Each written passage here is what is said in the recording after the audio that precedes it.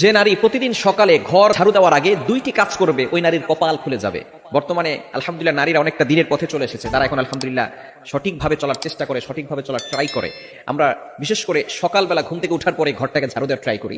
ঘরটাকে ঝাড়ু দেয়, বিশেষ করে মা বোনেরা যারা আছেন ঘরটাকে পরিষ্কার পরিচ্ছন্ন রাখার জন্য ঘুম থেকে উঠার পরেই ঘর ঝাড়ু দেয়। এই ঘর ঝাড়ু দেওয়ার আগে কিছু কাজ করতে হবে। দুইটি কাজ যদি নারীরা করতে পারে ওই নারীর কপাল খুলে যাবে। এক নাম্বার হচ্ছে ফজরের সালাত আদায় করা। ফজরের 2 রাকাত ফরজ নামাজ আছে না নাই? ফজরের নামাজ কয় রাকাত? মোট হচ্ছে 4 রাকাত, 2 রাকাত সুন্নত, 2 রাকাত ফরজ।